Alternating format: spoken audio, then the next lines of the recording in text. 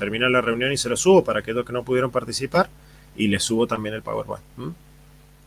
Estos son simplemente para que sirva de detonante alguna duda, ¿sí? No, van a ser muy generales, principalmente relacionados a las cuestiones de la primera unidad, ¿sí? En la primera unidad habíamos visto anemia ferropénica. Algunos se equivocaron en la definición de la anemia, ¿sí? Entonces por ahí sí reforzar que la anemia básicamente se define como un cambio de concentración de hemoglobina. Cuando la hemoglobina en sangre cambia,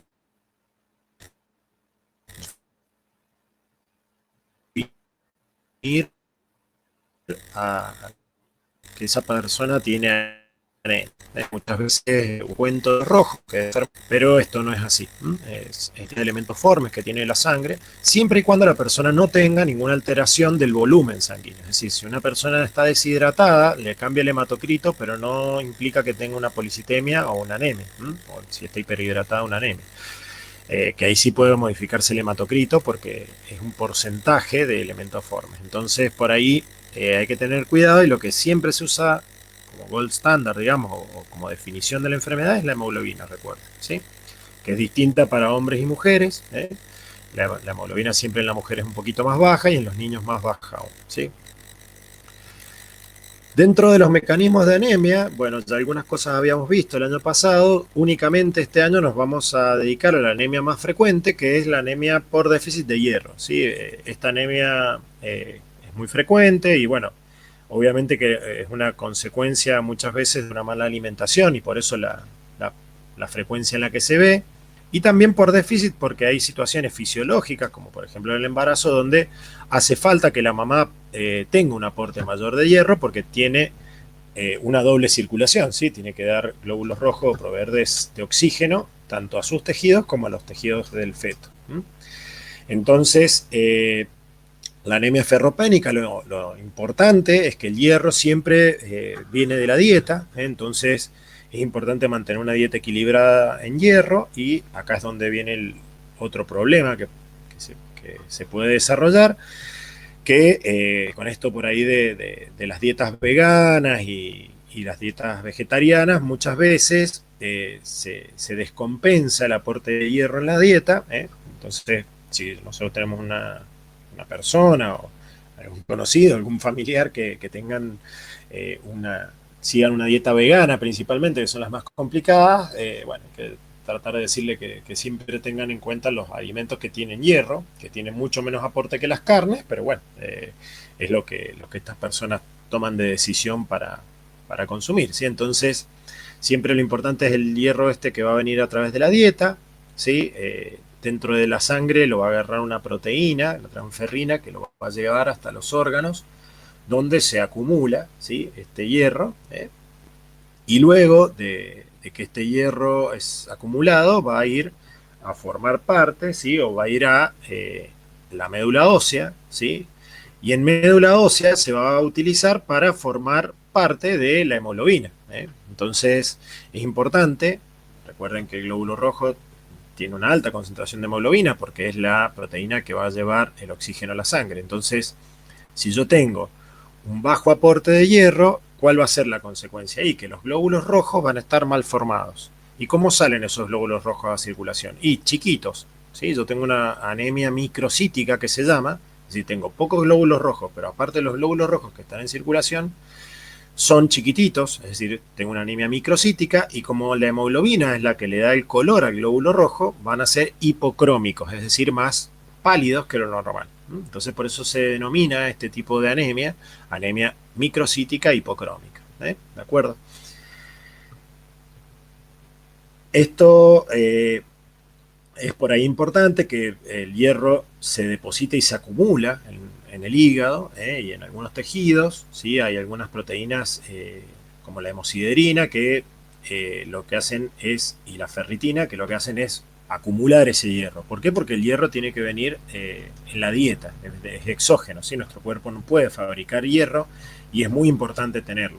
Entonces, nuestro organismo durante la evolución se ha ido adaptando a esa disponibilidad por ahí limitada de hierro, y tenemos sitios de acumulación. Una vez que esos sitios de acumulación se, bajan en su concentración, es que aparece la anemia o el déficit, ¿sí? Eso lleva bastante tiempo, es decir, que una persona que ya muestra una anemia microcítica hipocrómica significa que trae un aporte de hierro pobre de mucho tiempo, ¿sí? Entonces, en estas épocas complicadas que nos toca vivir y que quizás en un futuro próximo también sea complicado, el tema de la economía de nuestro país y demás, bueno, las malas alimentaciones en los niños y demás suelen acarrear que la gente, que se diagnostique mucho esta enfermedad, entonces, bueno, es una de las anemias más frecuentes, ¿sí?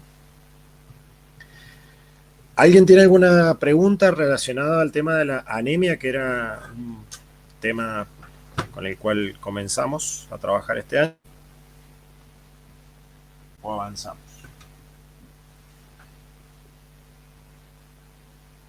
¿Clarisa? ¿Adrián? Hasta ahora no, profe. Bueno, muy bien. Recuerden que yo no veo nada más que mi pantalla, así que cualquier cosa me interrumpen y me dicen. Y si hay algún comentario de Paula, por favor me lo transmiten también. Tengo abierto el chat bueno, para... Muy bien. Genial, genial, gracias. La otra cuestión, bueno, aparte de esto habíamos visto, bueno, enfermedades de transmisión sexual, lo cual no lo traje a este Power porque me pareció que por ahí, entre lo que habíamos visto el año pasado, más el refuerzo de este año, yo creo que no deben tener muchas dudas. Sí los invito a que si alguien llega a tener alguna duda, alguna pregunta, lo charlemos a través de los foros o me lo preguntan cuando nos veamos la próxima, pero no lo traje a este Power por ese motivo. Sí preferí enfocarme en un par de enfermedades autoinmunes que no trabajamos el año pasado porque estaban dentro del programa de práctica, que son el lupus y la artritis reumatoidea. Son enfermedades autoinmunes, son las enfermedades más típicas autoinmunes. Bueno, habrán visto que el programa de práctica profesional, los ajustes que le hicimos a partir de este año, involucran justamente eso, ¿sí? Enfermedades que son muy frecuentes y que por lo tanto, cuando ustedes trabajen en la industria farmacológica, digamos, y relacionados a los tratamientos, van a ser probablemente como dice Gustavo, los caballitos de batalla de los laboratorios siempre están orientados a fármacos de estas enfermedades, ¿sí? Porque son muy frecuentes. Puntualmente el lupus es una enfermedad inflamatoria crónica, sistémica, ¿sí? Ya que ataca muchos órganos, ¿sí? Y sistemas, y es de etiología autoinmune, ¿sí? Es decir, son autoanticuerpos, es decir, anticuerpos que atacan nuestro propio organismo. Ya vamos a ver que puntualmente para el lupus es una enfermedad mediada por complejos antígeno-anticuerpos, ¿sí? Que se van a depositar en distintos tejidos y van a producir la enfermedad. Además de esto, como es una enfermedad autoinmune, bueno, es muy particular que estas enfermedades tienen anticuerpos que pueden servir para el diagnóstico, es decir, anticuerpos que yo puedo medir en sangre y, como son específicos de estas enfermedades, sirven para diagnosticarlas, ¿sí? Que son los anticuerpos antinucleares, los ANA, ¿sí? Y los anticuerpos anti-DNA. Como etiología de esta enfermedad se sabe, bueno, que es una enfermedad autoinmune, pero que es multifactorial. Es decir, que yo no le puedo achacar la culpa que sea hereditaria o algo del ambiente o algo hormonal, sino que hay un montón de factores que se acumulan y que hacen que si hay alguna persona en la familia con enfermedad autoinmune, eso relacionado al estrés y que también sea mujer, que es un factor predisponente para esta enfermedad, por eso también se le relaciona que pueden haber factores hormonales relacionados, aparece el desarrollo de la enfermedad. Esto por ahí sí es lo que más me interesa, que es la patogenia o la fisiopatología de la enfermedad y es el mecanismo por el cual se produce, ¿sí? El mecanismo, básicamente, como les decía, hay algo que falla en nuestro sistema inmune que se empiezan a reconocer como propias cosas, se empiezan a reconocer como cosas exógenas, ¿sí? Entonces la ataca nuestro sistema inmune a cosas que son propias, ¿sí? O a tejidos, o a células, o a marcadores de células que son propias. Esto se cree que es por una falla en los mecanismos de muerte celular, ¿sí? Que lo que van a llevar, ¿sí? Una falla en los mecanismos de apoptosis, que es por los cuales todas las células de nuestro organismo se van regenerando, ¿sí? Y se van muriendo y van naciendo células nuevas, ¿sí? Y estas células apoptóticas, nuestras propias células, los macrófagos, ¿sí? Las reconocen como un agente patógeno, ¿sí? Entonces empiezan a generarse anticuerpos que van a terminar atacando a las otras células propias por haber reconocido a esta célula apoptótica como una célula que no es propia, ¿sí? Esto, bueno, tiene algunas teorías desde la inmunotolerancia o la autoinmunidad crónica, que son cuestiones por ahí muy específicas de enfermedades autoinmunes y no nos vamos a dedicar, pero sí recuerden que el mecanismo fisiopatológico de esta enfermedad está relacionado a que se reconocen, ¿sí? Las células que están muriendo en apoptosis como células desconocidas, ¿sí? Y esas células desconocidas entonces se generan una respuesta inmune contra esa célula que termina haciendo que se ataquen a todas las células de nuestro cuerpo, porque en general los antígenos o los marcadores que tienen las células que están muriendo son los mismos que tienen las células vivas también, ¿sí? No son células extrañas, no es como si yo trajera una célula de otra persona, por ejemplo un glóbulo rojo, que no sea compatible con los míos y mi cuerpo lo ataque. Es una célula propia la que se está atacando. Entonces después se hace una reacción cruzada que se llama de estos anticuerpos y se produce la enfermedad. Esto obviamente son enfermedades tan generalizadas y que producen tantas lesiones, digamos, y tantos problemas a la salud, que son todos mecanismos que están hipotetizados, ¿sí? Se cree que se debe a esto. Todavía no se conoce bien la causa etiológica, porque si no, ya habría algún tratamiento específico. Esta enfermedad, como les comentaba, ataca todos los órganos y sistemas, por eso es que esta enfermedad es la enfermedad patrón autoinmune, porque tiene la capacidad de afectar desde la piel, ¿sí? Donde son las principales manifestaciones clínicas, con, por ejemplo, fotosensibilidad, reacciones de caída de pelo, eritema en alas de mariposa, es decir, es esto que tenemos acá, que es esta lesión en la piel, ¿sí? De color rojo, que aparece en la cara, exactamente, sobre los cachetes, digamos, ¿sí? Por decirlo de alguna manera, por eso se llaman en alas de mariposa, ¿sí? Como si la nariz fuera el cuerpo de la mariposa y las alas se distribuyeran en el resto de la cara de la persona, ¿sí? Que esté ejemplificado acá en una mujer es porque es más frecuente en las mujeres, ¿sí? Y en lesiones crónicas hay una forma de lupus que se llama lupus discoide, que aparecen cicatrices, ¿sí? O depresiones, ¿sí? En la piel. El problema que tiene esta enfermedad es que no se limita a la piel, ¿sí? En un 90% aparecen las lesiones en la piel y también en articulaciones y síntomas generales. Eso es lo más frecuente, ¿sí? En las articulaciones aparece una artritis, dolor en las articulaciones, ¿sí? Principalmente en manos, muñecas, codos, rodillas y pies. Y también es muy característico que aparezcan síntomas generales, ¿sí? Cansancio, que si recuerdan de cuando habíamos visto terminología, el cansancio era igual que decir astenia, ¿sí? Pérdida de peso, fiebre, sin causa aparente. Entonces una mujer cuando empieza con todos estos síntomas, uno tiene que hacer la medición de anticuerpos, estos que decíamos específicos, para ver si no estamos en presencia de esta enfermedad. Fíjense que en realidad, salvo el eritema en alas de mariposa, que es un poco característico, el resto es bastante inespecífico y ahí viene el problema, porque es una enfermedad que demora su tiempo en ser diagnosticada, ¿sí? Y tiene alteraciones en muchos órganos. Lo otro que puede aparecer es una lesión en otros órganos blancos de estos complejos antígeno-anticuerpo que andan circulando, ¿sí? Que pueden ser riñones, pulmones, corazón y cerebro. ¿Qué van a hacer en cada uno de ellos? Y bueno, las itis, acuérdense, las inflamaciones, una nefritis, ¿sí? Una pleuritis, ¿sí? Una pericarditis. Todo esto, ¿qué es lo que es? Y inflamación de las placas o de las membranas que protegen tanto a los pulmones y al corazón. Perdón, ¿sí? Te escucho. Pielonefritis es más difícil y suele darse más que nada de causa infecciosa, ¿sí?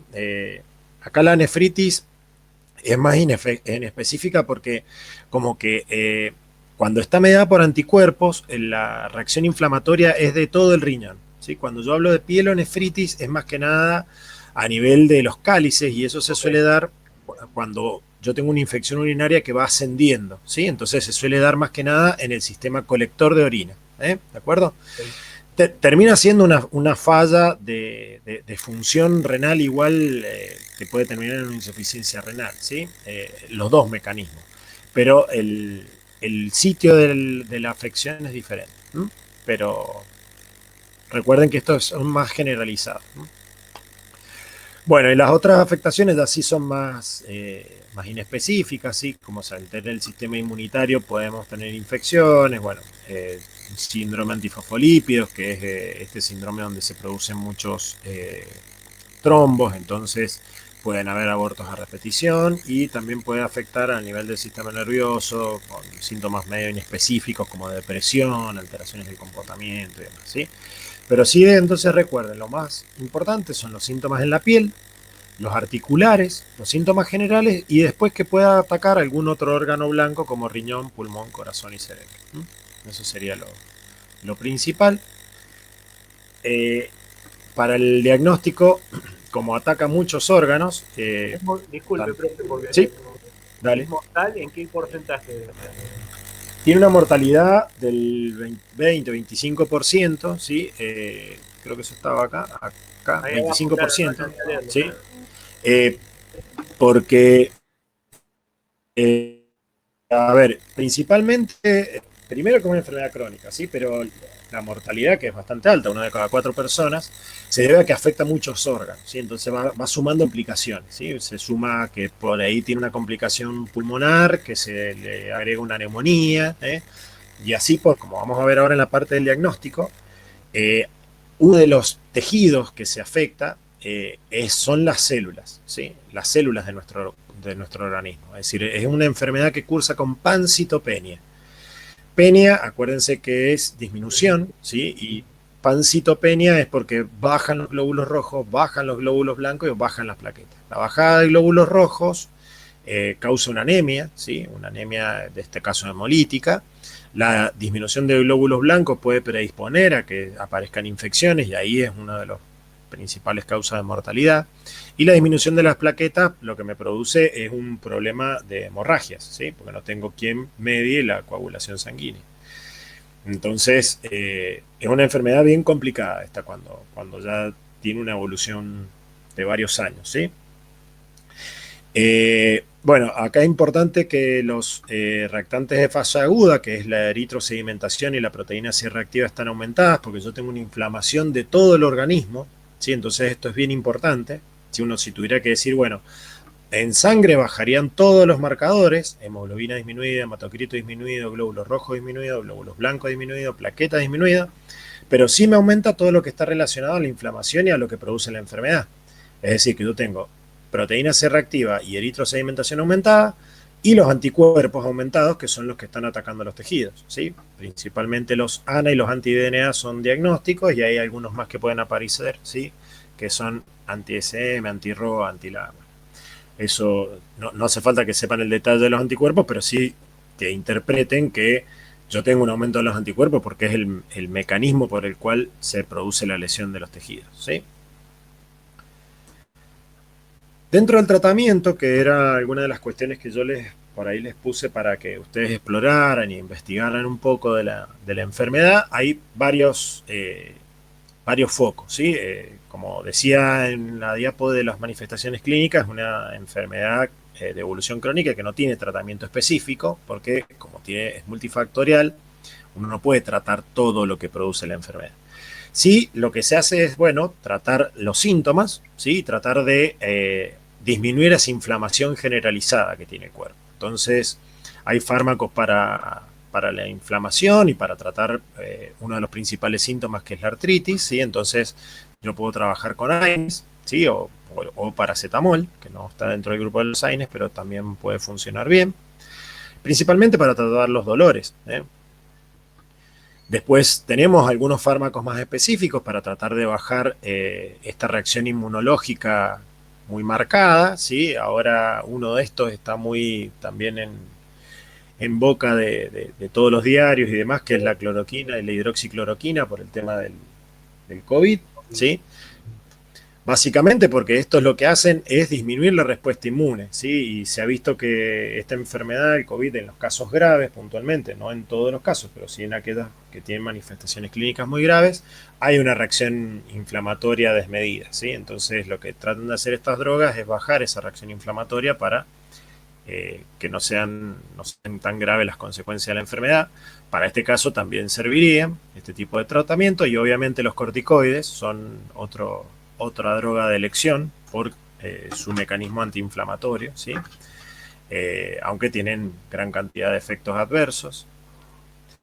Y los más específicos, que varios de estos los pusieron también en la actividad, los identificaron muy bien, ¿sí? Que son ya inmunosupresores como metotrexate, ciclosporinas, azathioprina, ciclofosfamida, bueno, todos estos fármacos así serían la última línea de defensa se van agotando, esa es la verdad, lamentablemente con los pacientes con lupus, en general se suelen comenzar tratando el síntoma puntual con AINES, se agregan los corticoides para bajar un poco la inflamación. Ya cuando los corticoides tienen demasiados efectos adversos, tenemos que pasar a alguno de estos fármacos más específicos, pero que sí tienen muchos efectos adversos, ¿sí? Porque ya nos metemos con... ¿Cómo? Casi tiene prácticamente el mismo riesgo, no sé, ¿no? Que un paciente trasplantado. Claro, porque lo que genera es una inmunosupresión, básicamente. La Vos en un paciente trasplantado... la satioprina, la ciclosporina, la ciclofosfamida son medicamentos que Exactamente. los glucocorticoides son medicamentos de elección en pacientes post-trasplante. Exactamente, porque vos lo que querés es que tu propio sistema inmune no rechace el trasplante, es decir, que no ataque el tejido que no es propio. Entonces vos lo que generás es una inmunosupresión. Y acá es lo mismo, porque como el problema es por tu sistema inmune que te ataca tus propios tejidos, vos generás una inmunosupresión. El problema de las inmunosupresiones es que, aparte de tener muchos efectos adversos, obviamente que no tenés ninguna defensa frente a las infecciones, ¿sí? Entonces, cualquier bichito puede causar grandes problemas. La otra enfermedad que yo les traía como para discutir de la primera unidad, porque me parece importante entender algunas definiciones y diferencias con el lupus, es la artritis reumatoidea, ¿sí? La artritis reumatoidea también es una enfermedad inflamatoria sistémica crónica, muchas veces que se confunde con el lupus, al menos en sus inicios. ¿Por qué? Porque causa una una inflamación de las articulaciones, ¿sí? La diferencia con el lupus es que no va a tener el resto de la sintomatología general. Ya vamos a ver que algún síntoma de afectación general puede aparecer, pero siempre afecta las articulaciones, ¿sí? Y en general son articulaciones periféricas, es decir que vamos a ir a los dedos de las manos, dedos de los pies, a buscar las afectaciones generadas por esta enfermedad. También, como teníamos en el lupus, es multifactorial, ¿sí? Asociada a factores genéticos, quizás ambientales, infecciosos y a algunos autoinmunes, por lo cual también vamos a ver que hay anticuerpos específicos, ¿sí? para esta enfermedad que pueden ser de utilidad diagnóstica. Acá la reacción inmunológica no está mediada por un complejo antígeno-anticuerpo que anda dando vueltas por circulación y que va a ir a afectar distintos tejidos y órganos, ¿sí? Sino que lo que tenemos es una activación desmedida de los linfocitos T, ¿sí? Los linfocitos T, los T helper que se llaman, que es un tipo de linfocito T, lo que hacen es activar a otras células de la inmunidad. Entonces, si ese linfocito T está desbalanceado y produce la activación de las células de la inmunidad, como se ve en esta célula de los macrófagos, ¿sí? Y los linfocitos B, ¿qué vamos a tener? Y bueno, los linfocitos B son los que actúan produciendo inmunoglobulinas, entonces se van a producir inmunoglobulinas que van a atacar los propios tejidos. Y además, este linfocito T helper, cuando activa los macrófagos, que es la célula principal de fagocitosis y de defensa de nuestro organismo para la parte de inmunidad inespecífica, Si este macrófago actúa en contra de células específicas ubicadas en la articulación, como serían condrocitos, sinoviocitos y osteoclastos, vamos a tener una reacción inflamatoria en las articulaciones, ¿sí? Y esto es lo característico de esta enfermedad. Entonces, dos cuestiones bien diferenciables: el lupus es mediado por complejos antígenos anticuerpos, y la artritis reumatoidea, si yo tengo que decir quién es el principal involucrado, es una reacción inflamatoria o de hipersensibilidad mediada por linfocitos T, ¿sí? Eso es diferente porque son distintas reacciones de hipersensibilidad. Dentro de lo que es la fisiopatogenia, tiene una característica muy particular, que es una artritis deformante, que se llama, ¿sí? La inflamación que producen las articulaciones no solo causa dolor, e inflamación como sería el lupus, sino que también es deformante. ¿Por qué? Porque estas macrófagos y estas células que se empiezan a atacar la articulación. Entonces la empiezan a deformar, ¿sí?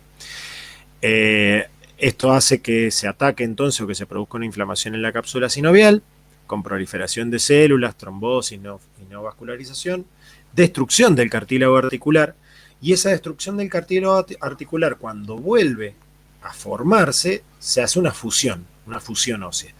Entonces, es muy característico de estas personas que tienen los dedos deformados, y no es una desviación del dedo que uno pueda reacomodar, porque en general lo que se va produciendo es que se destruye todo el cartílago y se forma hueso, ¿sí? Conectando una articulación con otra. Entonces queda una articulación que no es funcional, Paula, que durante... Bueno, genial. Que no es funcional, que durante mucho tiempo sufre una lesión y un ataque del sistema inmune, y por tanto duele. Entonces para la persona es muy, muy, muy molesto, porque imagínense tener un dolor constante en las articulaciones, ¿sí? Ya vamos a ver que no es todo el día, tiene algunas fases donde duele más, ¿sí? Pero sí tengan en cuenta que la articulación termina siendo una articulación que no puede ser utilizada, ¿sí? Pierde la movilidad. Por esto último, ¿sí? Que hay fusión ósea luego de la destrucción del cartílago articular. Entonces, ¿cómo se va a presentar clínicamente? Bueno, una inflamación de las articulaciones, de manos, muñecas y pies, lo más frecuente. Una afectación simétrica siempre se da en las dos manos, ¿sí? O en los dos pies, ¿sí? De forma simétrica, con nódulos, por esto que se va destruyendo el cartílago y formando hueso. Entonces empiezan a crear unos nodulitos articulares, ¿sí? Que están en las articulaciones y que se pueden tocar. Tiene deformación de esa articulación, ¿sí? Algunos nódulos que pueden aparecer extraarticulares, y eso es lo que puede aparecer como manifestación en otros órganos, ¿sí? Que pueden aparecer en la piel o en el pulmón.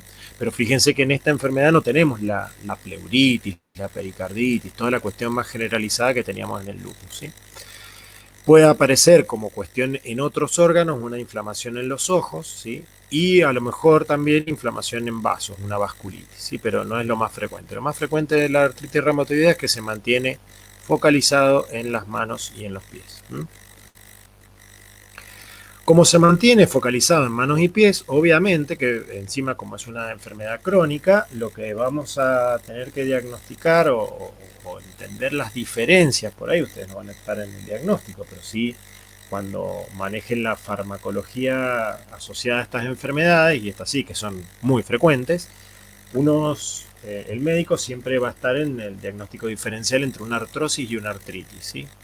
La artritis es una enfermedad inflamatoria, autoinmune, ¿sí? A diferencia de la artrosis, que en realidad se da por el choque de la articulación y la acumulación de traumatismo, ¿sí?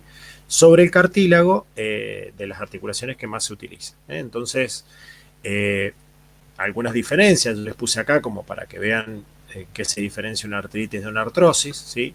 Que la enfermedad inflamatoria de la artritis siempre está sobre la membrana sinovial, y la artrosis se da por lesión del cartílago articular por el choque, ¿sí? Entonces, puntualmente, la artrosis no tiene una inflamación, sino que se destruye el cartílago simplemente porque choca.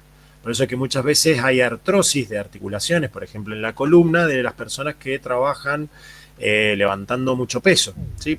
y no, entonces no hace falta que sea una persona de 80 años que tenga artrosis. Uno puede generar una artrosis en la columna por simplemente tener un trabajo que implica mucha carga de peso en algunas articulaciones. En general, el dolor en la artritis es constante, ¿sí? Y empeora con el reposo. En cambio, la artrosis aumenta con el movimiento y mejora con el reposo debido al mecanismo de la lesión. La artritis se suele afectar bilateralmente, es decir, que siempre tengo las dos manos afectadas, los dos pies. En cambio, la artrosis no, porque suele ser donde más choque hay en la articulación. Suele tener una rigidez la artritis matutina, ¿sí? Que dura un tiempo en la mañana y después como que la articulación se empieza a aflojar. Es también característico de la artrosis que tiene la rigidez matutina, pero que dura muy poquito tiempo. Las deformidades sí, artrosis y artritis tienen deformidades porque ambas tienen primero destrucción del cartílago, la artritis por un mecanismo inmunológico y la artrosis por un mecanismo traumático, ¿sí? Y ambas terminan destruyendo cartílago y hueso. Entonces ambas son deformantes, artritis y artrosis, ¿sí? Nada más que las artritis y la artrosis son distintas a las deformidades. Y bueno, acá aparecen algunas cuestiones más de detalle, de nódulos que aparecen en la artrosis que no aparecen en la artritis y otros nódulos que sí están en la artritis y no en la artrosis, ¿sí? Pero básicamente es como para diferenciar las dos. ¿Sí? Recuerden que la artritis reumatoide es autoinmune, entonces yo voy a tener una inflamación siempre presente, y la artrosis, como es por traumatismo, ¿sí? De una articulación de forma repetida, yo voy a tener que no estar relacionada a una producción exagerada de anticuerpos o una reacción desmedida inflamatoria, sino más bien a la destrucción del cartílago articular y el reemplazo por hueso. Dentro de los tratamientos que podríamos utilizar, fíjense que son muy parecidos. ¿Por qué? Porque es una enfermedad autoinmune. Entonces, por ahí algunos, cuando respondieron esta pregunta, coincidieron y bueno, se los consideré bien. Básicamente, tener en cuenta que yo puedo ir a tratar el síntoma, ¿sí? Que va a ser el dolor, a través de analgésicos, ¿sí? Con poco poder antiinflamatorio, o puedo ir a tratar con algún antiinflamatorio con mayor precisión, como podrían ser los corticoides, o además trabajar directamente con los que van a mediar la respuesta inmunológica, ¿sí? Vuelve a aparecer el metotrexate, la sulfasalacina, la leflunomida, bueno, son todos fármacos. Más que nada, no me interesaba por ahí que manejen tanto los nombres de los fármacos, porque se los van a olvidar en un mes, pero sí que entiendan los distintos enfoques que puede tener la terapia de esto. Y si ustedes imagínense que trabajan con este tipo de enfermedades, con un laboratorio específico para este tipo de enfermedades, fíjense la gran cantidad de variedad de fármacos que se utilizan y que, bueno, el pobre paciente tiene que consumir para tener controlada su enfermedad, ¿sí? Esto es alguna para ver las dosis, pero sí para ver que estos fármacos, aunque son efectivos sobre la causa de la enfermedad, el problema que tienen es gran cantidad de efectos adversos, ¿sí? Y ahí es donde aparecen los problemas, ¿sí? Si no, sería el tratamiento inicial de todas estas enfermedades y suele ser la última medida a tomar. Algunas cuestiones sí más específicas, como para mostrarles nada más, ¿no? Alguno que otro por ahí me los nombró a estos fármacos que son nuevos, pero que son terapias con anticuerpos monoclonales, ¿sí? Ahora está muy de moda también con esto del COVID, distintas terapias que están saliendo.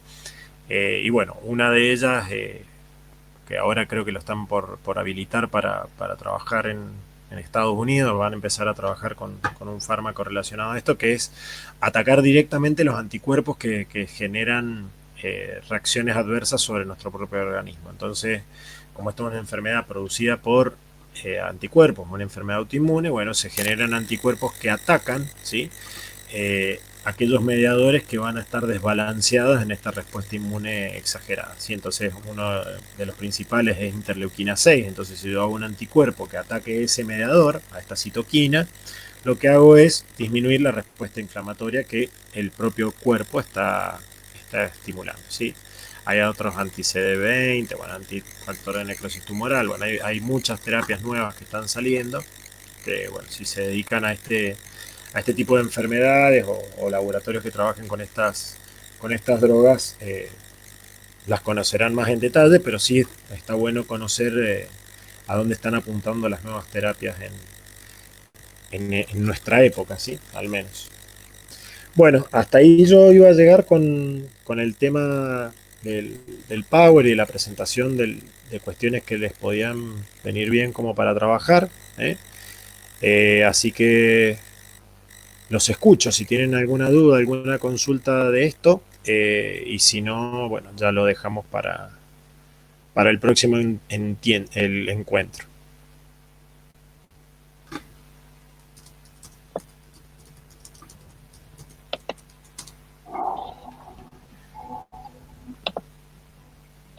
Adrián, Clarisa, Paula. No, por ahora no. A ver, espere que Paula escribió. Tranquila. Sí, sí, ahora ya Paula puedo ver lo que escribe, tranquilo. Ah, ok. Gracias. Ya salí a compartir pantalla, así que ya los puedo ver. No, profe, yo dudas no. Sobre el Bueno. no. No tengo ninguna duda. Bueno, genial. Yo para la semana que viene Sí. voy a armar un video que va a incluir todo lo que es unidad 2, ¿sí? Que es cardiovascular. Okay. Ese yo creo que amerita un video porque es de los temas más complicados, ¿sí? Sí. Entonces, el próximo encuentro, que lo tendríamos, supongo, el miércoles, por lo que estábamos diciendo, miércoles 19:30, si es posible, lo vamos a discutir un poco. ¿Sí? Si yo se los voy a subir al video y después lo abro en pantalla del Power y discutimos un poco al respecto de esa unidad, como para ir cerrando los temas. Y hago una consulta sobre los temas sobre los cuales estuvimos respondiendo en los distintos cuestionarios. ¿Tiene Sí, PowerPoint también? Sí, es lo que les digo que les voy a armar para esta semana. Okay. Así que tranqui, que la idea es que vayan teniendo refuerzo de todos los contenidos por todas las vías que pueda hasta que nos veamos la cara, digamos. Así que eso medio que me voy adaptándome también a lo que voy viendo en ustedes y me van pidiendo ustedes. Así que yo creo que ahora ya para cardiovascular, respiratorio, renal, que es lo que viene, hace falta un poquito más de refuerzo porque son un poco más complejos, ¿sí? Así que bueno, hasta ahí llegaríamos. Que tengan buen fin de semana y una pregunta, bueno, pero nada. todo esto. Dime. Usted como investigador, por el tema del COVID. Sí, decime. Del COVID. Sí.